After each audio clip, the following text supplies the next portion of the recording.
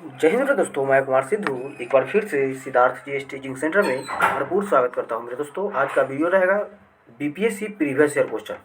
जो medieval history चल रहा है, जो 20 क्वेश्चन लिए हैं, बहुत इंपॉर्टेंट है 20 क्वेश्चन। और मैं कोशिश करूँगा जो आपको सभी क्वेश्चन को मैं जितना भी बीपीएससी में पूछा हुआ है, इकोनॉमिक्स, हिस्ट्री, पॉलिटी, जियोग्राफी, जो साइंस भी है, उस सभी को मैं कवर करवाऊँगा इस चैनल पर। कैसा लगता है हमें ज़रूर बताइएगा कमेंट्स में। और क्वेश्चन नंबर 1 को स्टार्ट करता हूँ। 1 नंबर क्वेश्चन क्या कहता है?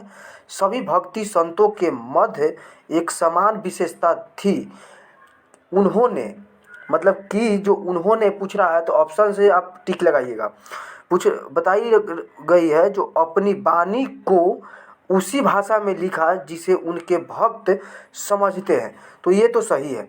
अगला नंबर क्या? पुरोहितों वर्ग की सत्ता को नकारा, तो ये ब्राह्मण होने की कोई अथी नहीं है। स्त्रियों को मंदिर जाने का प्रोत्साहित किया, ये भी कोई अथी नहीं है। मूर्ति पूजा को प्रोत्साहित किया। इसका राइट आंसर, साधु पूछ रहा है तो इसका राइट आंसर हो जाए भक्तों के बारे में पूछ रही है। इनमें क्या है? भक्तों को। तो राइट आंसर ऑप्शन नंबर ए होगी। इसके बारे में थोड़ा सा विशेष में देखता हूँ। इसमें दिया गया है जो भक्ति आंदोलन जो होती है, या भक्त के आंदोलन के संतों के आचार पर बहुत ऊंचा होता है। क्या होता है? बहुत ऊंचा होती है था, जिसमें से बहुतों ने देश के भ्रमण किया और वे कई प्रकार के लोगों को से मिला जिसके विचार भिन्न थे। जितना भी लोगों से मिला, जो हर एक आदमी का विचार देखिएगा तो वो अलग अलग होती है। इसी के बारे में बोल रही है। उन संतों ने साधारण लोगों को भाषाओं को उन्नत करने में अपना योगदान दिया। उन्होंने हिंदी, पंजाबी तथा बंगाली, उसके बाद में आ गया तेलुगु, कन्नड़, तमिल इत्यादि भाषाओं को विभिन्न, मतलब बहुत योगदान दिया था। और भक्ति आंदोलन जो होती है, भक्ति आंदोलन के संत अपने उद्देश्य क्षेत्रीय भाषाओं में रहते थे ताकि वहाँ के लोग उनके उपदेश आसानी से समझ जाए। वहाँ रहते थे जहाँ की क्षेत्रीय लोग रहते थे, वहीं पे रहते थे जो वहाँ के भाषा हम लोग भी समझ सके, और जितना भी आदमी जो सूफी संत में अगर मिलना चाहते हैं, चाहे रहना चाहते हैं, वहाँ भी ये आसानी से समझ में आ सके। इसलिए ये कहाँ रहना चाहते थे? ग्रामीण क्षेत्रों में रहना चाहते थे। ये क्षेत्रीय भाषाओं में अत्यधिक जानकारी में थे। इसके कारण क्षेत्रीय भाषा का विकास भी हुआ था। इसके कारण ही क्षेत्रीय भाषा का विकास हुई थी। 42 नंबर क्वेश्चन क्या बोल रही है? 42 नंबर बहुत इंपॉर्टेंट क्वेश्चन है। 42 नंबर कहते हैं, निम्नलिखित में से किस सुल्तान ने निजामुद्दीन औलिया ने भेंट करने से इनकार कर दिया था?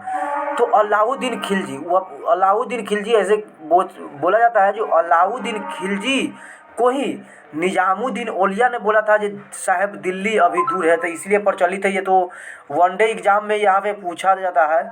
वनडे एग्जाम में ये क्वेश्चन पूछता है कि किसने कहा था जो दिल्ली अभी दूर है।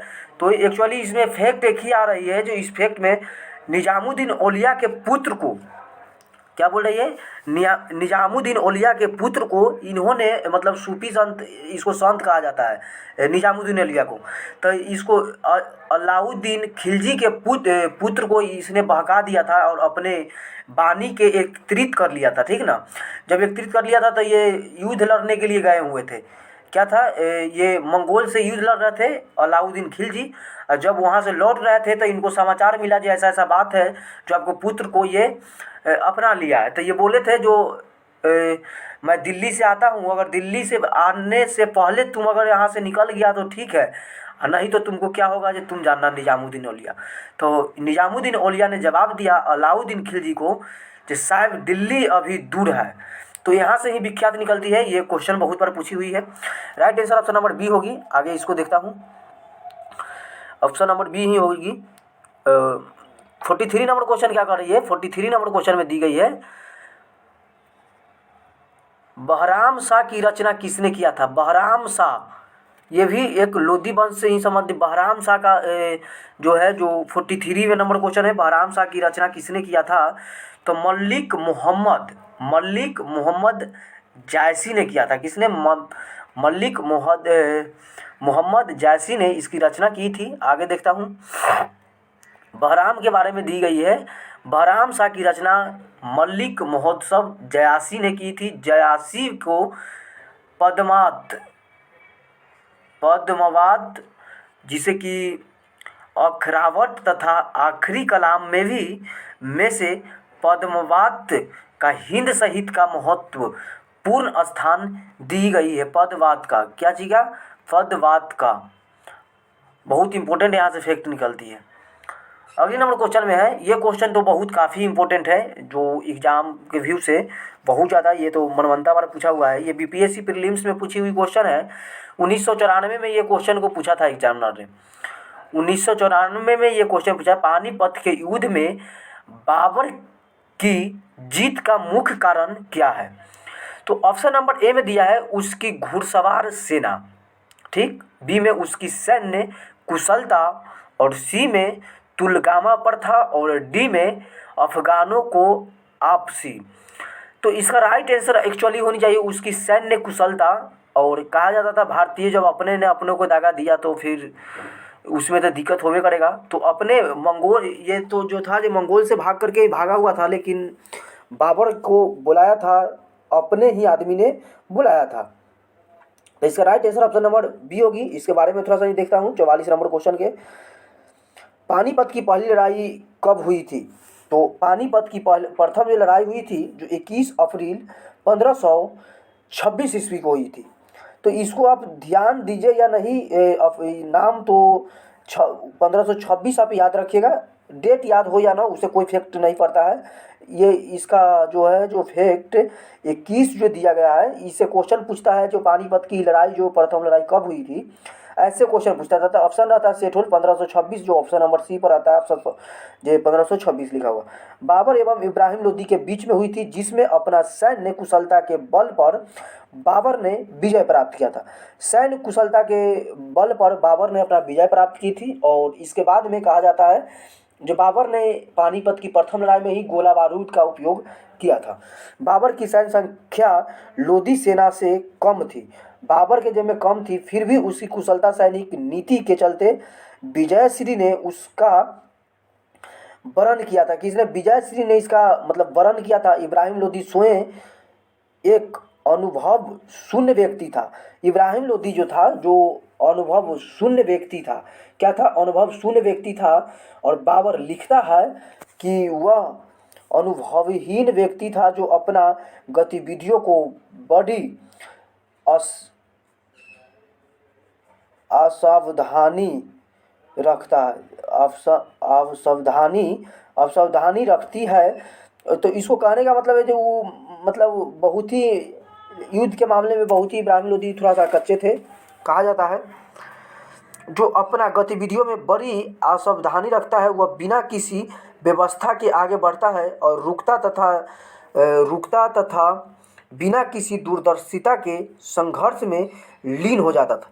इसीलिए कहा जाता था जो इनको शक्ति में कोई कमी नहीं था। इब्राहिम लोदी जो था, इब्राहिम लोदी को शक्ति में कोई कमी नहीं थी, लेकिन जब ये आगे बढ़ गया तो रुकने के नाम नहीं लेता था। और किस मोड़ पे, कहाँ पे, किस जगह पे वार करनी है, ये इनको पास में पता नहीं था।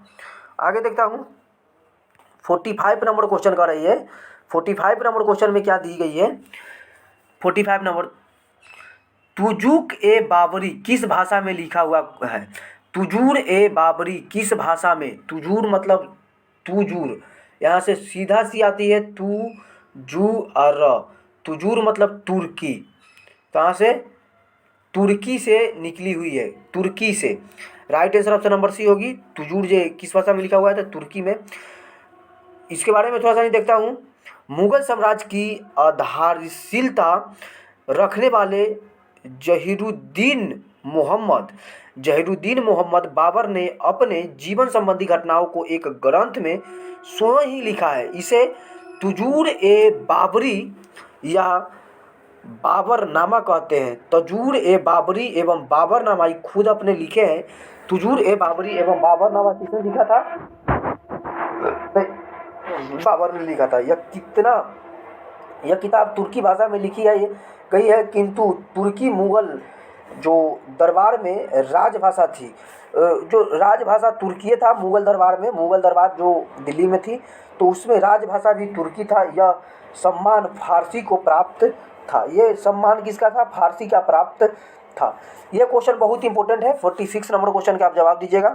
क्वेश्चन नंबर 1 का है, हुमायूं ने चुनार दुर्ग पर प्रथम बार आक्रमण कब किया था? तो 1532 में। कब किया था? 1532 में पहली बार इस पे आक्रमण किया था। कब किया था? 1532 में पहली बार हुमायूं ने चुनार दुर्ग पर प्रथम बार आक्रमण 1532 में किया था। इस किले को उसने 4 महीने तक घेरे रखा था। तो चुनूर दुर्ग का जो किला था उसको 4 महीना तक घेरे हुए थे। 1532 में बाबर ने उसे आक्रमण किया था, युद्ध लड़ा था, जिसके बाद में शेर खान ने हुमायूं की अधीनता स्वीकार कर ली। शेर खान से के बीच में लड़ाई हुआ था, बाबर और शेर खान के बीच, और उसके बाद में किसने स्वाधीनता को स्वीकार कर लिया था? तो हुमायूं की अधीनता को स्वीकार कर लिया था शेर खान ने। इसके अतिरिक्त 1531 में, ये 32 में लड़ा गया था, 1531 में उसने कलिंजर पर आक्रमण किया और 1532 ईस्वी में रायसीन के महत्वपूर्ण किले को जीत लिया। किसने? हुमायूं की बात कर रहा है। हुमायूं के बाद बाबर के बाद ही हुमायूं की आती है। जीत लिया। 47 नंबर क्वेश्चन क्या कहती है? 47 नंबर क्वेश्चन में निम्नलिखित में से किसने अपने बादशाह पति के लिए मकबरे का निर्माण करवाया था? अपना बादशाह पति के लिए मकबरा का निर्माण किसने करवाया था? तो हाजी बेगम ने। किसने? हाजी बेगम ने हुमायूं के मकबरा का निर्माण करवाया था। किसका? हुमायूं का। हाजी बेगम, 1 सेकेंड, हाजिम बेगम जो था, जो हुमायूं के अखबारे को दिल्ली में इनको स्थापित किया था 1564 ईस्वी में। इस बीपीएससी में पूछी हुई क्वेश्चन है, 48 में भी पूछी थी, 52 में भी पूछी थी, 2008 में। इसका right answer option number B होगी। इसके बारे में जरा देखता हूँ। हाजी बेगम, क्या लिखा हुआ है? हाजी बेगम ने अपने पति हुमायूं के मकबरे का निर्माण दिल्ली के दीन पहान में 1564 में करवाए थे। अभी जस्ट बताए थे 1564 में करवाए थे, 1564 में करवाया था। इस मकबरे का नक्शा मिर्जा गियास, जिसे कि ईरानी वास्तुकार ने तैयार किया था। किसने? ईरानी वास्तुकार, जिसे कि कहा जाता है मीरक से बना हुआ था। क्या? मिर्जा गियास। जो मीरक, क्या लिखा हुआ है? मीरक मिर्जा गियास, जो ईरान की वास्तुकार था, उसने तैयार किया था। सफेद संगमरमर से बना यह भारत का प्रथम गुंबद वाला मकबरा था। ये क्वेश्चन बहुत इंपॉर्टेंट है, यहाँ तक क्वेश्चन बहुत इंपॉर्टेंट है। जो भारत में प्रथम सफेद संगमरमर से बनाया गया मकबरा कौन था? तो किसने बनवाया था? तो हाजी बेगम ने बनवाया था। किसको? हुमायूं के याद में बनवाया था। ठीक ना। इस मकबरे का एक बाग की रचना हुई है। इसके बाद में एक बाग की रचना हुई थी। सफेद संगमरमर से बना यह भारत का प्रथम गुंबद वाला मकबरा भारत का प्रथम है जो सफेद संगमरमर से बनाई गई थी। हुमायूं नामा की रचना किसने किया था? ये क्वेश्चन तो बहुत इंपॉर्टेंट है मेरे भाई। क्वेश्चन क्या कर रही है? जो हुमायूं नामा की स्थापना गुलबदन बेगम ने किया था। गुलबदन बेगम ने किया था, जो बाबर की शहजादी था। कौन था? बाबर के शहजादी बेगम ने हुमायूं नामा की रचना करवाई थी, जो फारसी भाषा में करवाई थी। अक्सर क्वेश्चन पूछा जाता है कि किस भाषा में करवाई थी, तो फारसी में करवाई थी।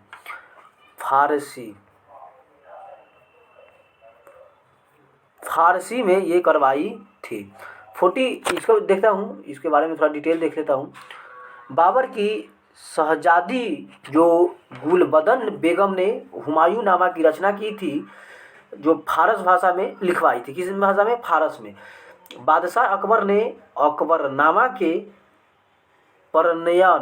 प्रणयन के लिए सामग्री एकत्रित करने के उद्देश्य से यह आदेश दिया था कि बाबर तथा हुमायूं के राज्यकाल के विषय में जिसे कुछ भी स्मरण हो वह उसे उल्लेखबद्ध करके उसकी सेवा में प्रस्तुत करे। तो ये सिंपल सी इसमें करवाने का एक ही तात्पर्य था, जो हुमायूं एवं बाबर दोनों को मतलब राज्यकाल में क्या क्या हुआ करता था उसके लिए ये बनाने की बात की गई थी और हुमायूं नामक लिखवाई थी। यहाँ तक तो नोट डाउट होना नहीं चाहिए। इसमें सिंपल सी हुमायूं नामा क्यों लिखवाई गई थी, ये क्वेश्चन कहीं बन सकता है। तो हुमायूं नामा जो लिखवाई गई थी तो बाबर एवं हुमायूं बाबर एवं हुमायूं के अपने राज्यकाल में क्या क्या चीज हुआ था इसके लिए ही लिखवाने की बात की थी हुमायूं नामा में। किसने लिखवाई थी, सिंपल सी बात ये समझिए, जो किसने लिखवाई थी तो इसमें लिखवाई थी गुलबदन बेगम ने लिखवाई थी। अगली नंबर क्वेश्चन में क्या कर रही है, अगली नंबर क्वेश्चन कर रही मेरे भाई, हुमायूं द्वारा लड़े गए 4 प्रमुख युद्धों को तिथि अनुसार सही क्रम में अंकित करें। युद्ध स्थलों के नाम नीचे अंकित है। ये तो बहुत इंपॉर्टेंट है, ये 41 बीपीएससी में पूछी हुई क्वेश्चन है, जो 1996 के आसपास पूछी गई थी। बहुत पुराना क्वेश्चन पूछा हुआ है और बहुत इंपॉर्टेंट भी क्वेश्चन पूछा हुआ है। तो हुमायूं द्वारा लड़ा गया प्रथम ये युद्ध है 4 युद्ध के बारे में बताने की बात कर रही है। तो सही क्रम के अंतराल में बात करने की बात की गई है। तो इसके बारे में सबसे पहले जो लड़ा गया था, जो देवरा लड़ा गया था, उसके बाद चौसा का युद्ध, उसके बाद कन्नौज का युद्ध, उसके बाद में सरहिंद का युद्ध लड़ा गया था। तो इसका right answer option number D होगा। जो चौसा लड़ा गया था 1531 में, उसके बाद में देवरा लड़ा गया था 1531 के आसपास, उसके बाद में चौसा जो लड़ी थी जो 39 में लड़ी गई थी, उसके बाद में कन्नौज की एक युद्ध हुई थी तो कन्नौज के 40 में हुई थी, और उसके बाद में हर जिसे कि सरहिंद की लड़ाई कहते हैं जो 22 जून 1555 के आसपास लड़ी गई थी। आगे देखता हूँ इसके बारे में कुछ लिए हुए हैं। हुमायूं द्वारा लड़े गए 4 प्रमुख युद्धों का क्रम इस प्रकार है, देखते हैं किस प्रकार है। सबसे पहले लड़ा गया था देवरा, चौसा, कन्नौज तथा Sirhind. Right answer option number D होगी जो सही था। 1531 में इन्होंने गोमती के तट पर स्थित दौराह जो देवरा नामक स्थान पर अफगान विद्रोहियों को परास्त किया था। किसने, हुमायूं ने परास्त किया था। उसके बाद में 26 जून 1539 ईस्वी को चौसा के युद्ध में हुमायूं को शेरशाह से पराजित होना पड़ा था। ये बहुत इंपॉर्टेंट है, शेरशाह से पराजित होना पड़ा था 1539 में। शेरशाह सूरी ने इसको मार के भगा दिया था हुमायूं को। इस युद्ध में निजाम नामक भिस्ती ने हुमायूं की जान बचाई थी या हुमायूं के विरुद्ध चौसा के इस विजय में शेर खान जो शेरशाह सूरी के उपाधि भी धारण की थी। शक्ति एवं प्रतिष्ठा दोनों में यहाँ आगे की ओर क्वेश्चन नहीं है, यहाँ इतने टाइप किए थे। तो इसके बारे में हम बता देते हैं, जो कोई विशेष बात नहीं है। तो ये दोनों में जो युद्ध हुई थी, तो जो जब दोनों में ये युद्ध होने की बात की थी तो इसको बचाने की काम किसने किया था, तो हुमायूं के विरुद्ध में लड़ा गया था और इसके निजाम नामक भिस्ती ने इसे बचाने की बात की थी, निजाम, ठीक ना। तो दोनों को बहुत मतलब वृद्धि हुई और उसने शेरखा की बदवाही धारण कर लिया था। किसने, शेरखा के बदाही धारण कर लिया था। शेरशाह सूरी ने जो शेरशाह की पदवी धारण करके अपने नाम का खुतबा पढ़वाया था। शेरखा की उपाधि धारण कर लिया था, अपने नाम का खुतबा पढ़वाने की काम की थी तथा सिक्के के भी अंकित करवाया था। ये बहुत इंपॉर्टेंट है, यहाँ पे साक्ष्य है जो सिक्का के भी क्वाइन का भी प्रकाशित करवाया था अपने दरबार में। और 1540 के कन्नौज की लड़ाई हुई थी, जो बिलग्राम के युद्ध भी में भी हुमायूं को शेरशाह ने पराजित किया था। तो हुमायूं के एक बार शेरशाह जितने उतने नहीं दिया था, उसको बिलगा दिया था। और लगभग 1540 से 45 के आसपास में ये शेरखा ने यहाँ पे रहा था तो 5 साल, लेकिन बहुत काम करके गया था शेरशाह ने। उसको नहीं प्रतापी शासक हमें नहीं लगता है जो कोई होगा जो इतना नीचे वो एक क्या हम बता सकते हैं उनको, हम जैसे हम बता सकते हैं आपको जो वो किससे लड़ा हुआ था। वैसा व्यक्ति जो था शेरशाह, जो एक व्यक्ति का बॉडीगार्ड हुआ करता था शुरू में, क्या उसे बोल सकते हैं हम बॉडीगार्ड।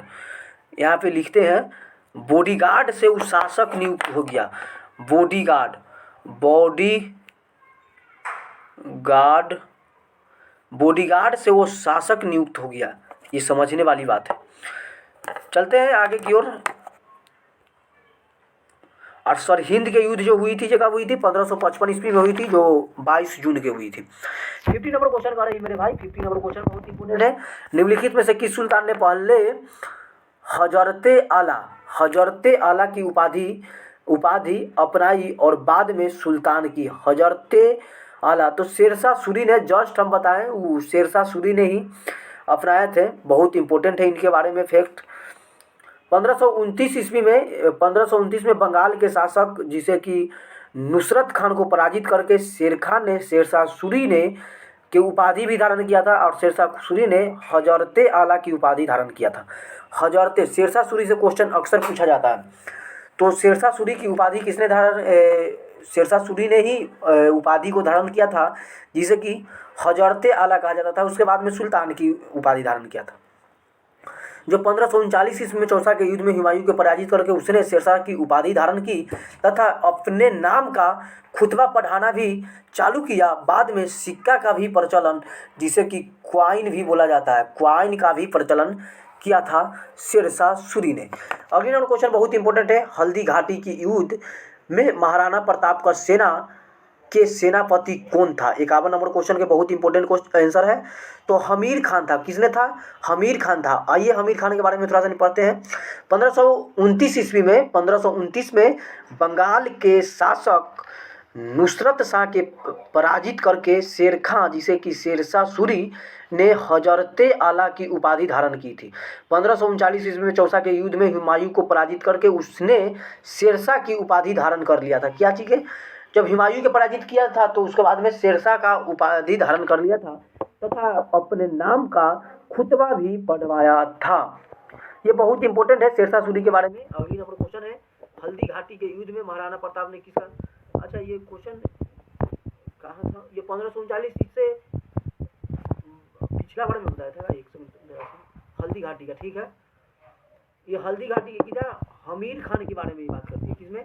हमीर खान में। सॉरी थोड़ा देखिएगा, ये हमीर खान का है। क्वेश्चन क्या है? हमीर खान के बारे में जरा सा आपको हम बता देते हैं, क्योंकि हमीर खान बहुत इंपॉर्टेंट थोड़ा सा है। हमीर खान के बारे में जरा सा नहीं आप जान लीजिए। हमीर खान जो था, जो हल्दी घाटी का युद्ध हुआ था, युद्ध में 1576 ईस्वी में महाराणा प्रताप और मुगल सेनापति जिसे कि मानसिंह एवं आसफ खान के मध्य में लड़ा गया था। आंशिक और जिसे हम महाराणा प्रताप ये देख लीजिएगा, महाराणा प्रताप के बीच में और जो लड़ा गया था जो मानसिंह के बीच में, प्लस मानसिंह। तो ये मानसिंह और महाराणा प्रताप के बीच में लड़ा गया था। ये राजपूतों के युद्ध के अलावा राणा की सेना का अग्रभाग का नेतृत्व अफगानों की एक टुकड़ों के साथ हकीम खां सूर कर रहा था। ये हकीम शाह सूर जो था इन्हीं ने ही कर रहा था नेतृत्व ही। तो उसका सेनापति कौन था? तो सिंपल से याद रखिएगा, हकीम खां। आगे देखता हूँ जो 42 नंबर क्वेश्चन क्या कहती है। 42 नंबर क्वेश्चन कर रही है, निम्नलिखित में से किस मुसलमान या मुस्लिम शासक ने तीर्थ यात्रा कर समाप्त किया था? तो अकबर ने किया था। किसने? अकबर ने तीर्थ यात्रा कर को समाप्त किया था। किसने? अकबर ने। इसके बारे में बहुत इंपॉर्टेंट है और इसके बारे में थोड़ा सा नियम बताना चाहूँगा। इसको देखता हूँ, इसका एक स्लाइड लेके। मुगल शासक व्यवस्था को स्थापित करने का श्रेय अकबर को ही जाता है, जिसके केंद्रीय शासक व्यवस्था तथा बादशाह के पद और अधिकारियों एवं कर्तव्यों की व्यवस्था जो था, जो बहुत ही बढ़िया था। और उसकी प्रांतीय शासक उसका लगान व्यवस्था था। जो प्रांत में रहता था उसको लगान के रूप में कर जो होती है, कर मतलब टैक्स जिसे कहते हैं, यहाँ पे लिखते हैं एक बार फिर से, कर मतलब टैक्स। आदमी इंग्लिश शब्द प्रयोग करते करते हिंदी को भूल गया है अब। उसकी मुद्रा व्यवस्था, उसकी मनसबदारी व्यवस्था आदि सभा ने सभी को उसके समय में सफलता प्राप्त हुई और वह उसके उत्तराधिकारियों के लिए आधार स्वरूप बनी।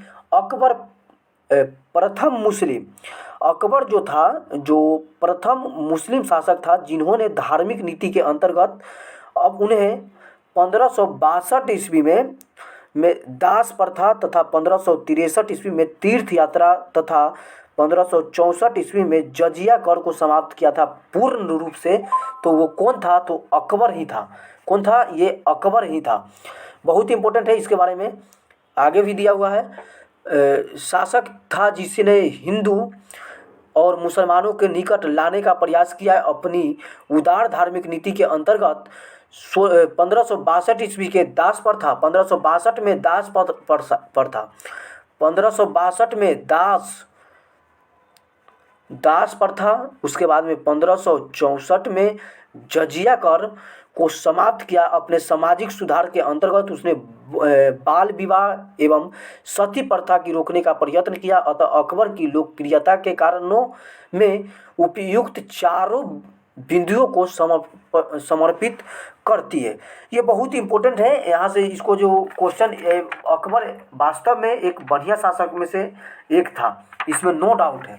अकबर जो था, जो सती प्रथा पर जोर दिया था, जो ये अपना हित के लिए ही काम करते थे, सती प्रथा के लिए, और सामाजिक सुधारक के अंतर्गत भी उन्हें बाल विवाह का पर रोक लगाया था। बहुत ही इंपॉर्टेंट है, इनसे क्वेश्चन आता है अक्सर अकबर से। आइए फिर से क्वेश्चन पूछ दिया है बीपीएससी ने। बीपीएससी क्वेश्चन पूछी थी 48वें में, 52वीं में और प्रीलिम्स में 2008 में भी क्वेश्चन पूछी हुई है। 53 नंबर क्वेश्चन पूछी है, अकबर ने बंगाल तथा बिहार की मुगल साम्राज्य में मिलाया था। तो कब मिलाया था ये पूछ रहा है। तो 1576 में, 1576 में, बहुत इंपॉर्टेंट है। 1576 में ये अपनाया था। इसके बारे में ज़रा देखता हूँ। 1572 ईस्वी में सुलेमान करारानी की मृत्यु के बाद उसका पुत्र दाऊद खान गद्दी पर बैठा। दाऊद खान ने अपने स्वयं स्वतंत्रता घोषित किया था कर पटना का मुगल किले पर आक्रमण किया था। खुद को अपना स्वतंत्रता घोषित कर लिया था, जबकि वो स्वतंत्र था नहीं, और मुगल पर ये हमला कर दिया था। जब मुगल पर हमला कीजिएगा तो मुगल तो छोड़ेगा नहीं भाई। तो अकबर ने मुनील खान के दाऊद पर आक्रमण करने तथा बिहार को जीतने का आदेश दिया, जिसे कि मुनीम खान ने दाऊद को एक युद्ध में पराजित किया था। तथा 1564 ईस्वी में बिहार पर बंगालों को अधिपत्य हो गया था। पराजित होने के बाद दाऊद बंगाल भाग गया। दाऊद कहाँ पराजित होने पर बंगाल भाग गया। किंतु 12 मई 1576 ईस्वी को टोडरमल, जो मुजफ्फरपुर खान एवं हुसैन कुली खान ने मिलकर दाऊद के पुनः पराजित किया, और इस प्रकार 1576 ईस्वी में बंगाल तथा बिहार का पूर्ण रूप से मुगल साम्राज्य में मिला लिया था। ये बहुत इंपॉर्टेंट है। और आगे चलता हूँ। 54 नंबर क्वेश्चन है, भारत में किसके शासनकाल में इंग्लिश ईस्ट इंडिया कंपनी का गठन किया गया था? तो किसके काल में? तो अकबर के काल में ही भारत के किसके शासनकाल में इंग्लिश ईस्ट इंडिया कंपनी का स्थापना किया गया था? तो ये अकबर के काल में ही की गई थी। आइए इसके बारे में थोड़ा और देखते हैं। दिसंबर 1599 ईस्वी में लंदन में कुछ व्यापारियों ने लॉर्ड मेयर की अध्यक्षता में एक सभा का आयोजन किया गया था। इसमें पूर्ण द्वीप समूह के साथ व्यापार की योजना की तैयार की गई थी। इसी में व्यापारियों को पूर्ण देश के साथ साथ व्यापार करने की आशय से 1599 ईस्वी में, ये 1599 की बात है, ईस्वी में एक कंपनी की गठन किया गया था। इसका नाम था governor and company of merchants of London trading into the East Indies रखा गया था। इस जॉन कंपनी के नाम से ही जाना जाता था। और इस दौरान भारत का बादशाह अकबर, जो 1556 से 1607 ईस्वी तक था। बहुत इंपॉर्टेंट है यह साक्ष्य। और आगे की ओर बढ़ता हूँ। 55 नंबर क्वेश्चन कहता है आत्मदुल्ला आत्मदुल्ला का मकबरा आगरा में किसने बनवाया था? तो आत्मदुल्ला की मकबरा आगरा में किसने बनवाया था? तो नूरजहां ने बनवाया था। किसने बनवाया था? तो नूरजहां ने बनवाई थी। आगे देखता हूँ। आत्मदुल्ला का मकबरा नूरजहां ने 1622 से 28 ईस्वी के मध्य में अपने पिता की मृत्यु के बाद बनवाया था। तो इसका पिता था, ठीक ना। और एक आगरा में यमुना नदी के तट पर स्थित एक अत्यंत अलंकारिक इमारत था और यह चतुर्भुजाकार मकबरा जिसे कि बेदाग सफ़ेद संगमरमर का बना हुआ था। ऐसा पहला मकबरा ये था। सफ़ेद मकबरवर का बना हुआ मकबरवर के प्रथम मकबरा ये बनवाया गया था, जिसमें बड़े पैमाने पर संगमरमर का प्रयोग किया गया था तथा संलग्नकरण के लिए इस्लामिक भवनों में पहली बार पितरादूत जिसे संगमरमर में सोने तथा कीमती पत्थर का जरावट शैली का प्रयोग किया गया था, जिसमें पहली बार किया गया था। टाइम बहुत कम ही है, थोड़ा सा तेजी में मैं बढ़ना चाहता हूँ। 56 नंबर क्वेश्चन है प्रश्नकारी जिसे कि पीटरा ड्यूरा निम्न में से किससे संबंधित है? पीटरा ड्यूरा जो है जी किससे संबंधित है? तो दीवारों में अर्धकीमती पत्थर जिसे कि जरकर फूलों की नक्काशी करना। तो फूलों की नक्काशी करना ये जर्रर के काम है। इन्हीं का right answer option number A ही होगी। आगे बढ़ता हूँ। पच्चीकारी जिसे कि परचिनकारी जिसे पीटरा ड्यूरा दीवारों में अर्धकीमती पत्थर जिसे कि जरकर फूलों की नक्काशी करने में संबंधित है। इसे धारातव्य है कि भारत में पीटरा ड्यूरा नाम का जड़ाऊ कार्य सर्वप्रथम एतमाद उद औला ये बहुत इम्पोर्टेंट है, एतमाद उद औला के मकबरे में किया गया था। इस मकबरे का निर्माण जहांगीर ने अपनी पत्नी के नूरजहां ने करवाया था। जहांगीर के लिए करवाई थी, अपनी पत्नी के लिए। मध्यकाल में बटाई शब्द का उपयोग किया है। तो मध्यकाल में बटाई शब्द का उपयोग है लगान निर्धारण की तरीका। लगान जो कर के रूप में जो लगान होती थी उसके ही क्या बोली जाती है? तो बटाई शब्द का उपयोग उसके लिए ही किया जाता था। मध्यकालीन में बटाई शब्द का तात्पर्य लगान निर्धारण का एक पद्धति थी जिसमें कि वास्तविक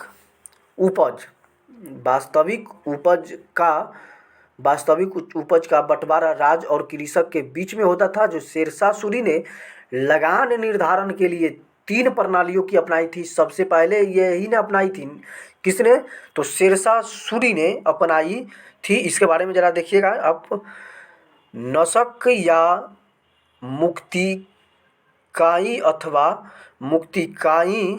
अथवा कनकुत नकदी अथवा जब्ती ये प्रथम कर था। दूसरा था गल्ला बख्शी या बंटाई। जी बटाई 3 प्रकार के होती थी, खेती बटाई और लंक बटाई एवं रास बटाई। तो यह बटाई जो शब्द का उपयोग है यहीं से निकल के आया है। बटाई शब्द सबसे पहले जो कर के रूप में ली जाती थे। ये क्वेश्चन यहीं से मैं करना चाहता हूँ, यहीं से क्वेश्चन एक देखता हूँ। शायद अगला स्लाइड पे ये क्वेश्चन नहीं होगा। किस मुगल शासक ने चित्रकार के लिए कारखाने बनवाए थे? चित्रकार के लिए कारखाने बनवाए थे। ए में है अकबर, हुमायूं, बी में है अकबर और सी में है जहांगीर और डी में है शाहजहां। तो ये किसने बनवाई थी? तो हुमायूं ने बनवाई थी। किसने? हुमायूं ने। राइट आंसर ऑप्शन नंबर ए होगी। हुमायूं ने चित्रकार के लिए कारखाना एनसीईआरटी के अनुसार मैं बात कर रहा हूँ, एनसीईआरटी के अनुसार खान, जबकि उल्लू खान की पुस्तक यही सब लंदफन ऐसी दिया हुआ है। लेकिन राइट आंसर उसी का माना जाएगा जो बीपीएससी हमको मानता है हुमायूं के। कितना बुक में अकबर भी दिया हुआ है, ये भी आप ध्यान में रखिएगा। आपको बता देता हूँ पहले। दस्तकार ए अमीर हमजा का चित्रण किसके द्वारा किया गया था। 59 नंबर का है क्वेश्चन, ये बहुत इम्पोर्टेंट है। ऐसे तो कहा जाता है, ऐसे तो कही जाती है, जो इनका सहयोगी था जो सैयद अली, मीर सैयद अली और अब्दुस मद, यही दो है। तो इसको बीपीएससी ने आंसर नहीं दिया है, बीपीएससी ने इस पर कोई इस तरह के इफेक्ट नहीं दी थी, लेकिन होनी चाहिए ये Syed Ali. Right answer option number C होगी, सैयद अली। इसके बारे में थोड़ा सा देखते हैं। अकबर ने अनेक ग्रंथों का चित्रित करवाया था, ये चित्रित है का चित्रांकन चित्रित करवाया। इसमें सर्वप्रथम दस्तकार ए अमीर जिसे कि हमजा है, यह हुमायूं के काल में चित्रित होता था। प्रारंभ में अकबर के शासनकाल में पूर्ण रूप से बदायूनी और शाह नवाज खान के अनुसार इसे तैयार करके लगभग 15 वर्ष लगे थे, और पहले सैयद अली तथा बाद में अब्दुस्त सैयद अली पहली बार किया गया था। तो इसका राइट आंसर होगा वही जो बोले, ऑप्शन नंबर सी होगी, सैयद अली। देख रेख में प्राय 50 चित्रकारों के इसे तैयार किया गया था, जिसमें कि लगभग करीब 1400 चित्र था, और सभी चित्र का लोगो जो थी जो 27x20 आकार वाले असामान्य रूप से लंबे चौड़े फोलियो के एक तरह चिपकाए हुए थे। यह एक ग्रंथ फारसी नामक अमीर जिसे कि हमजा जो मोहम्मद शाह के चाचा के वीरतापूर्वक पूर्व कारनामों का उल्लेख मिलती है। आज का लास्ट क्वेश्चन है मेरे भाई, 60 नंबर क्वेश्चन होगी। आपको कैसी लगी क्वेश्चन।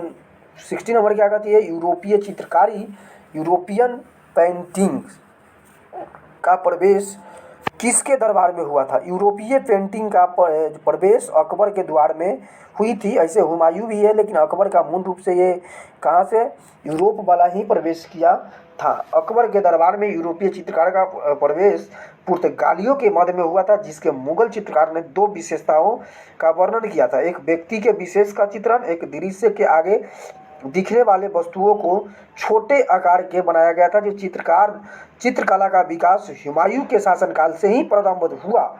जैसे अभी जस्ट बताए थे, ऐसे हुमायूं के काल में हुई थी, लेकिन यूरोपीय जो थी जो अकबर के काल में आई थी। अकबर